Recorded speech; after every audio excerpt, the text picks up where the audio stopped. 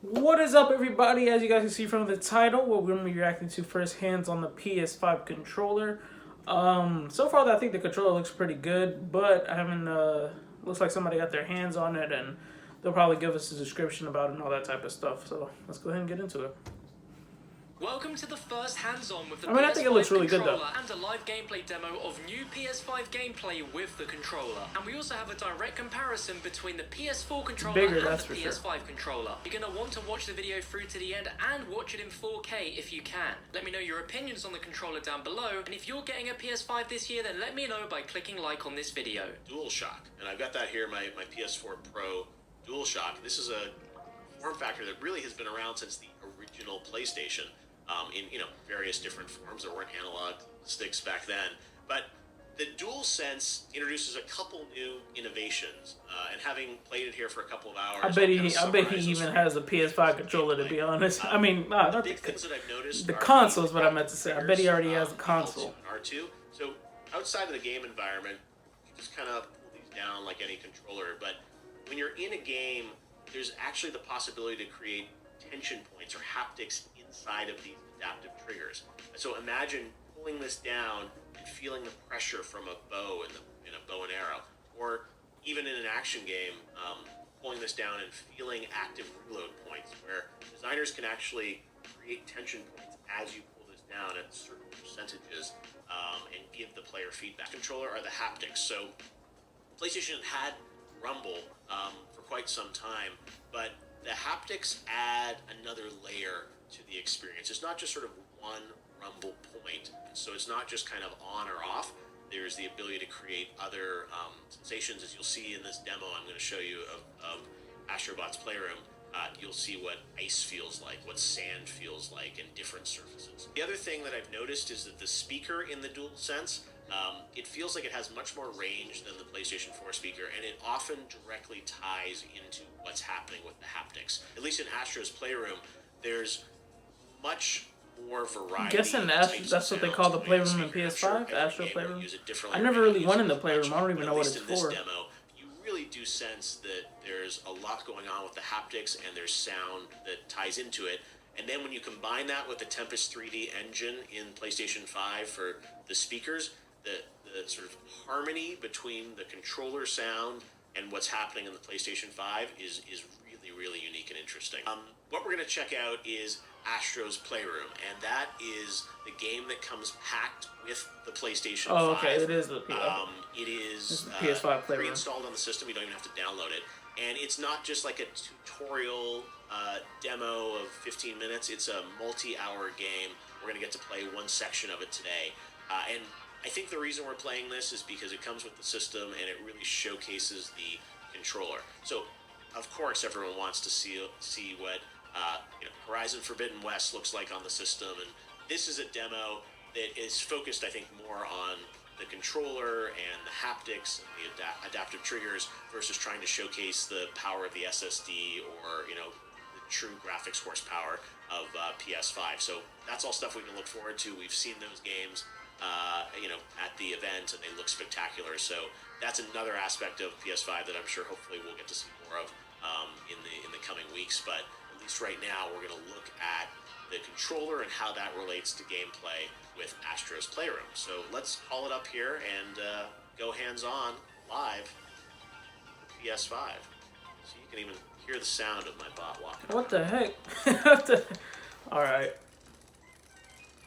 So full 6 degrees of motion as always. What are you even like doing? I don't get what you do in the Playroom. I don't understand. Release my bot. And we are in CPU Plaza. The thing about this game, as you will see in this demo, there are a lot of references to the history of PlayStation. So Cooling Springs is the area that is open on Jeff's demo of this game. And we are going to jump in here and just go through this experience with the bot. All right, so it looks good, though. There are beach balls you can play around with. Looks real good. There are some bots enjoying life, sunning themselves, bot on vacation here. Should I disrupt them? How rude of me, right? And then we're going to head on over here into this sandstorm created by, I guess, these CPU fans. And again, when you get into this environment, I'm static here, but you You hear the crisp sounds of sand coming at you. There's a tension in the controller from going over this sand environment, and then you push further in. Here we are. And look, the rubber ducks are back. Were they Got gone? I demos. don't. Okay. PlayStation Okay. 3, I think that was rubber ducks. All right, so I have this suit, and I'm gonna push up on the controller, zip them up. This is the frog suit, and this frog suit shows off the adaptive controllers. So I'm gonna move my controller left and right, and these adaptive triggers are really, really cool, and I've never felt something like this before in a console controller. As you push down on the controller, there's tension now in these adaptive triggers, and it's programmable. One thing that I think is really fun about this demo is it makes you think of how these technologies are going to be used in other games. So you think of Ratchet and Clank. I mean, obviously a lot of this gameplay similar in style to a Ratchet game. So you think of all those crazy graphics that we saw on the stream, but with this type of control, it's kind of fun. So now we've made it to the frozen pool area. And here, pull down on this, and again, you see this ice, but you hear a storm literally inside of the DualSense. Oh, and okay. Sort of a small little rumble from the haptics. Little ice shards here. As you go past every ice shard, you hear the little tink of the ice shard. So we'll be okay. This is not ASMR. This is PSMR. It's kind of like GTA 5 when you know like when somebody calls you on the GTA Online phone, and you get that call in like your controller speaker and stuff. It's kind of like that, but just a different game. Wait, blow? Wait, what? Again, this one you pull back, just like a bow and arrow almost, and a PS3. I unlocked a PlayStation 3. Oh my! I have a PlayStation 5. Well, I had a lot of fun playing with the DualSense controller and Astrobot, and I wanted to get a little more information on all things PlayStation. So joining me now. So you blow into it, and that's crazy. All right. At PlayStation, Eric Lempel. Eric, how we doing? Hi Jeff, how are you? I'm doing pretty good. I got to go hands-on with the PS5, which was a nice surprise this week. I was not expecting it, but you guys are full of surprises for PS5. It looks like.